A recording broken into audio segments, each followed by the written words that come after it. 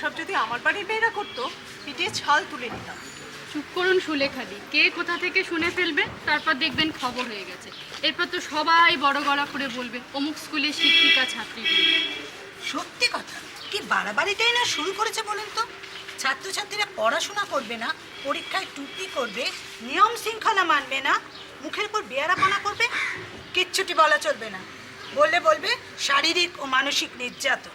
বাড়াবাড়ি তো আমরাও করি ছন্দা, সব খবরই কি আর মিথ্যে হয়? এর মধ্যে মিডিয়ার কারসাজি তো কারো চোখেই পড়বে না। তিলকে তাল করে এমন খবর করবে, লোকে হাঁ করে সিরিয়াল দেখা ছেড়ে দিয়ে খবর দেখবে। রিয়েল লাইফ নাটক। ছেলেমেয়েরা বড় হলে সব সময় তো জোর করলে চলে না, বুঝিয়ে সুঝিয়ে বলে অনেক বেশি কাজ হয়। 6B'র মৌমিতাকে দেখলে না, আজকে কি কাণ্ডটাই না করলো। বুঝিয়ে সুঝিয়ে বলা আর লাই দিয়ে মাথায় তোলার মধ্যে অনেক তফাৎ বিমলা। এই করে করেই না তুমি তোমার ছেলেটাকে গোল্লায় পাঠিয়েছো। এটা কি বলছেন সুলেখাদি? গোড়া গোল্লায় যাবে কেন? আজকালকার ছেলেমেয়েদের মধ্যে ওর মতো এত সারল্য কটা পাবেন বলুন তো? এত সরল হওয়া আবার ভালো না বাবু।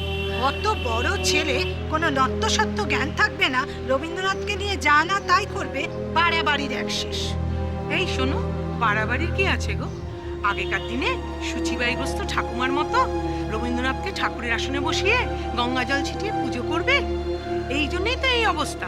দেখো না, ফাংশনের সময় একটা মেয়েও একটা লাইন রবীন্দ্রসঙ্গীত গাইতে পারে না। তোমার কথাটা মানছি চিত্রাদি, কিন্তু মনে রেখো এটাও একরকম ব্যবসা। না হলে গোড়া এত ভালো গায়, ওকে দিয়ে এমন করে নেচে নেচে রবীন্দ্রসঙ্গীত গাওয়ালে দর্শক বাড়বে, তাই এসব করছে। তোমাদের রুচির যে দিন দিন এত অধঃপতন ঘটেছে ভাবতে পারি। ব্যান্ড পার্টির সঙ্গে ভাসানের নাচ নেচে নেচে ওরা রবীন্দ্রসঙ্গীত গাইছে, আর তোমরা তাই দেখে বাহবা দিচ্ছ। ছেলেটার মাথাটা একেবারে খারাপ হয়ে গেছে। কি যে করে না, ওর জন্য একেবারে জ্বলে পুড়ে শেষ হয়ে যাচ্ছি আমি মা হলে তো গর্ব অনুভব করতাম বিমলাদি। কত বড় একটা কাজ করেছে। আর জানো, আমার কাছে না বিরিয়ানি খেতে চেয়েছে, একদিন রেঁধে পাঠাবো। আর বিমলাদি, আমার ছেলেকে যা দেখাচ্ছে না টিভিতে, দেখো আর কদিন পর না তোমার বাড়ির বাইরে মেয়েদের লাইন লেগে যাবে, তখন আমার কথাটা মনে রেখো। তোমার কথা হেথা কেহ তো বলে না, করে শুধু মিছে কোলাহল। তোমার কথা হেথা কেহ তো বলে না, করে শুধু মিছে কোলাহল। সুধা সাগরের তীরেতে বসিয়া পান করে শুধু হলাহল।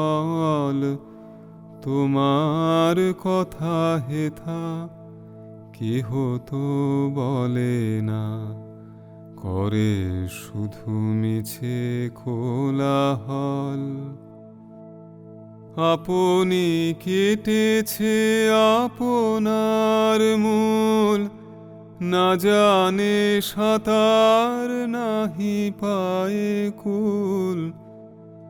আপনি কেটেছে আপনার মূল, না জানে সাঁতার নাহি পায়ে কুল। স্রোতে যায় ভেসে, ডোবে বুঝি শেষে, করে দিবানিশি টলমল।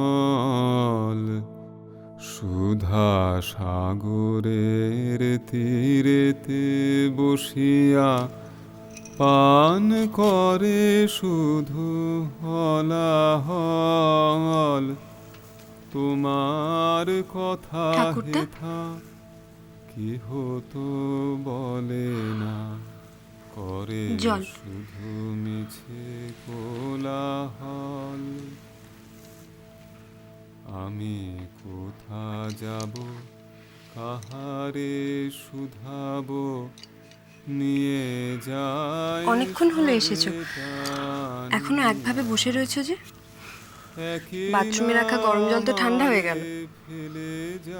আজ যে তুই বড় শাসন করতে এলি, বৌমা কোথায়?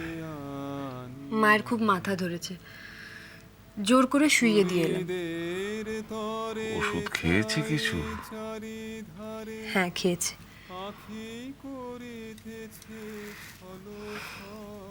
তোমায় যে আজ খুব ক্লান্ত দেখাচ্ছে ঠাকুরদা। খুব পরিশ্রম হয়েছে না শুটিংয়ে? সারাদিন যে শিশুরা আপন মনে অজস্র অনর্গল কথা বলে,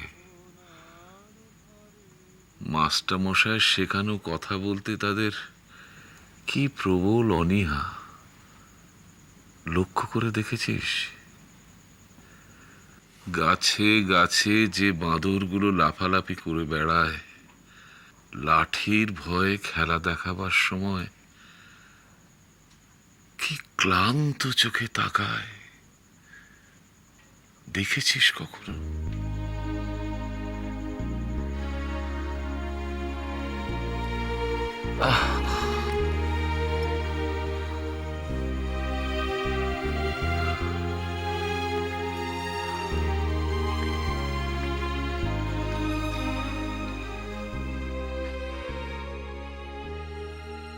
কে কি তা কি করে জানবো? না না না, কোশমিন কালেও কেউ গায়ক বলে চিনত না। আর বয়সই বা কি হবে, 21-22। হ্যাঁ, তবেই বুঝুন। না না, কে জানে কোথায় থাকে, ঘর বাড়ি আদৌ আছে কিনা।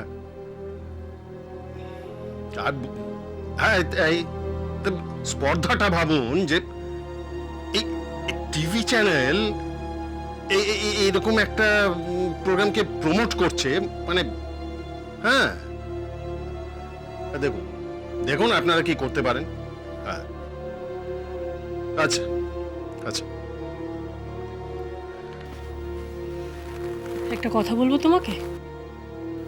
তুমি তো বলছিলে ছেলেটার বয়স কম, তোমার ছেলের বয়সী হবে। তাতে কি হয়েছে?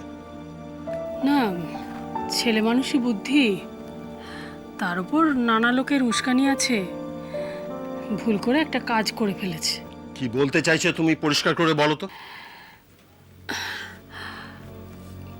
বলছি যে ওকে ক্ষমা করে দেওয়া যায় না? কটা মাত্র গানই তো গেয়েছে। আর সত্যি কথা বলতে কি, শুনতেও তো খুব খারাপ লাগছে না, তাই বলছিলাম। কি কি বললে? ক্ষমা করে দেব? শুনতে মন্দ লাগছে না। যা মনে হলো বললাম। এত রাগ করছো কেন? রাগ করছি কেন? হ্যাঁ ঠিকই তো, কেন রাগ করছি? তোমার কাছ থেকে এরকম কমেন্টই আমার আশা করা উচিত। জীবনে হয়তো খানতিনে গান শিখেছিলে বিয়ের হার্ডলটা পার করার জন্য, তো ফাঁকে তালে যখন সেসব হয়ে গেছে তখন গানের পাটও চুকেছে। তুমি গানের বোঝো কি যে এই ব্যাপারে বিশেষজ্ঞের মতামত দিচ্ছ? তুমি ভুলে গেছো তুমি তোমার স্ত্রীর সঙ্গে কথা বলছো।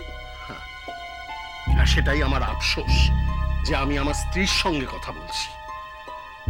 এতদিন সোনাতরিতে থেকেও যার মেঠো মফস্বলী রুচিটা বদলালো না। আমাকে এভাবে অপমান করতে পারো না তুমি। কেন কেন পারি না? কে তুমি? সোনাতরির বউয়ের স্ট্যাম্প গায়ে লাগিয়ে কি এমন তালেবর হয়ে গেছো? হ্যাঁ, ও আমি তো ভুলেই গিয়েছিলাম, তুমি আবার ফিল্মি নায়িকা। জীবনে একটিবারই মুখে রং মেখে ওই ক্যামেরার সামনে দাঁড়িয়েছিলে। তা সেসব পুরনো ঘিয়ের গন্ধ শুকে এখন আর লাভ নেই। আর একটা কথা মনে রেখো, সোনার তরীতে থাকতে হলে এবারের নিয়ম কানুন মেনে, এবারের মান মর্যাদার কথা মাথায় রেখেই থাকতে হবে। ভবিষ্যতে আমার কর্তব্য নিয়ে তোমাকে যেন কোনো উপদেশ দিতে না শুনি।